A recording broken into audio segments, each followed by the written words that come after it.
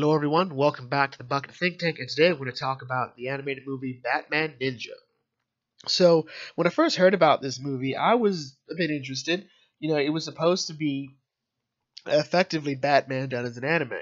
It was handed off to Japan. It was done by, it was written by people who worked on things like Gurren Lagann, Afro Samurai. And this was all the way done from, the animation, the direction, the sound, a lot of big names in the industry was supposed to be on this. And so I thought, okay, so Batman's in feudal Japan, and if you went by just the initial trailers, you would think, okay, so this is just the universe where Batman's in feudal Japan. That sounds interesting. But we later found out that Batman had been transported to Japan. And I was like, okay, that this could still work, this could still work. And then I finally saw it, and I was like, okay, what was this?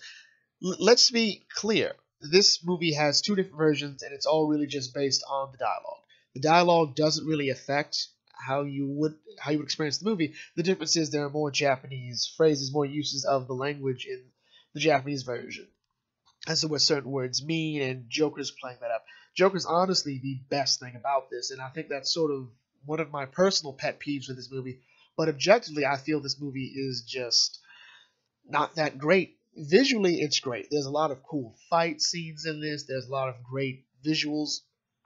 This movie does show you exactly what you can do with anime with any character, which I think most people who watch anime already knew. I mean, I certainly knew it, and I've seen my fair share of anime. The problem is that once you got past how this movie looked and how Japanese it wanted you to know, like, there's an actual mech fight here. You don't get any more Japanese than a mech fight unless you add some schoolgirls to it. But that's sort of it, honestly. The story's pretty weak, so they end up in the Warring States period of Japan because Gorilla Grodd transported them there. His original plan was to use his Quake engine to transport Deathstroke, Penguin, Poison Ivy, and Two-Face to Japan, along with the Joker and Harley.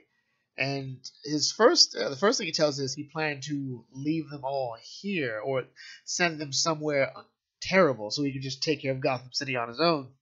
But then he reveals at the end that the reason he sent them here, the reason he sent them with, this with all this knowledge about how to, make mechs, because I don't think Poison Ivy knows how to make mechs. And I think Pym could find a guy to help build mechs. But Poison Ivy, Two-Face, no, they don't have the know-how to build mechs. He's going to use them to create a super Megazord, effectively, to rule Japan and turn it into a kingdom of the apes. And I thought, well, that's a Grodd plan. I'll give you that. That is a Gorilla Grodd plan. But that's sort of it. Like, how anything sort of plays up or how it means anything interesting is just sort of flat. And I'm talking about the idea that this story had to have some deep philosophical meaning. I haven't really gone into a DC animated film with that mind for a while. But nothing about this feels like it really is a Batman story. Everyone just sort of feels like they're there to fulfill roles without any real sort of merit to it. And this is especially true with characters like, well, everyone that isn't the Joker, Batman, and Harley, and Alfred. Alfred's a pretty good character too, along with Grodd. If you look at the Robins, for example, the only reason we know that's Nightwing is because Batman says that's Nightwing. Same with Red Robin, who's supposed to be Tim Drake. Tim Drake gets next to no exposure in animated films because he's just, I guess, not that interesting. Robin, who's supposed to be Damian, is so out of character here that the only way I knew it was Damian would more than likely just be because he's Robin and every other Robin's here and he likes animals. Like, Damian bonding with the monkey was fine, but at the end of it all, it just didn't feel like it was Damian at all. And the same thing could be said of, well, Catwoman. Catwoman was just sort of there to give exposition and sort of what Alfred does. I also didn't get why Alfred was there. Like, there's this weird idea that Batman arrived 2 years after everyone else did, so I don't get it. Like, the argument would have been that he was further away from the Quake engine. But no, Alfred was further away and he had been there before. He was there before Batman, so that didn't make any sense. When I heard about this, I was thinking it would be more along the lines of Marvel 1602, where it's the Marvel Universe just set in, well, obviously the year 1602. And that's cool because we see characters like Daredevil and Doctor Strange and Tony Stark and the Fantastic Four, all of them sort of adjusted to the time period, living those lives. We see Jean Grey having to pretend to be a boy, and so on and so forth, because of the time period. That's great. Or I thought it'd be like Gotham by Gaslight, which is just, a Batman story set in the Victorian era tracking down Jack the Ripper. That works. That's why that story was adapted to film. It was really great. But no, it's just sort of by the books, like, hey, Gorilla Grodd did a thing, now we're stuck in the Warring States period of Japan. And even the idea of Batman having to learn to not use his gadgets and having to rely on his mind feels a bit wasted here, because a lot of this story is honestly taken from not only the Arkham games, but from the story of Batman No Man's Land. So in Batman No Man's Land, that story was after this huge earthquake hits Gotham City, and it's left with no power, no food, no clean water. The government just says, like, you know what, no, we're done with Gotham City. It's no longer part of the U.S., and that's it. No one can come in or out, and Batman is forced to have to relearn how to protect the city, because he can't solve everything the way he can before. He doesn't have access to his gadgets. He doesn't have the same trust with the GCPD. He has to learn how to mark his territory, have to work in a city that he doesn't recognize anymore because of the earthquake.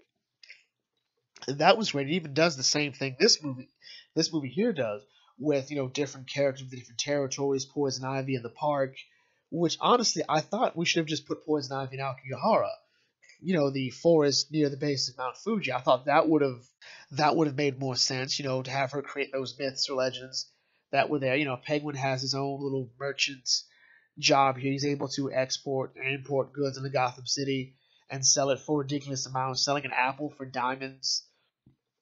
Deathstroke, Two-Face. Two-Face would not work with Joker. I'm sorry.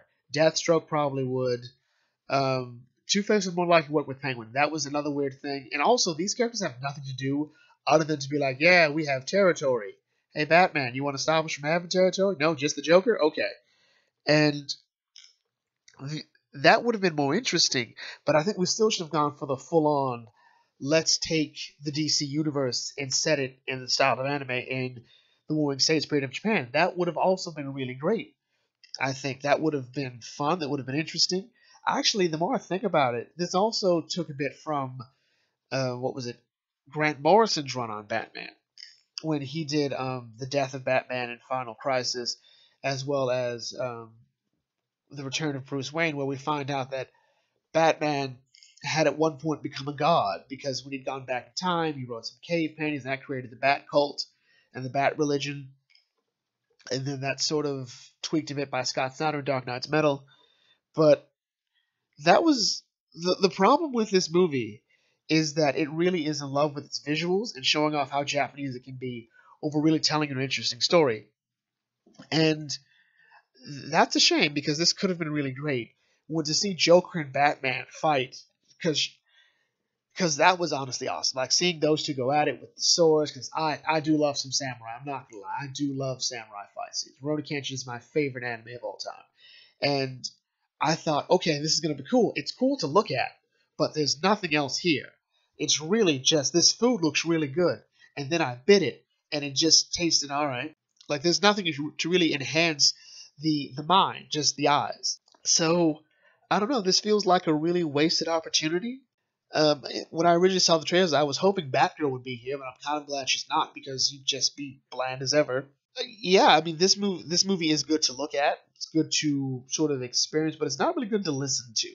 Every voice actor does a really great job, I think, but few of them have anything to work with. Joker starts going about how, you're a hero, Batman, I'm a villain, you have to keep saving everybody, but that never really plays up in any really interesting way. It's just sort of the idea that, will I get Batman to kill me this time? And that's always been relatively fun in a Batman story with the Joker. He says, like, what I want is to push him to kill me. But that doesn't have any real merit or weight. Batman doesn't tussle with that idea. Under the Red Hood did a better job with that. Honestly, yeah, like everything I have seen in this movie, another Batman movie or book has done it better. So, yeah, with that in mind, we'll just bring this video to a close here. If there's something you thought about Batman Ninja, if you saw it, leave that down in the comment section. Love to hear your thoughts on it. Feel free to check out some other videos, as well as like, comment, share, and subscribe. It really helps the channel. And I will catch you all later. This is the Bucket Think Tank signing out. May your fandom serve you well.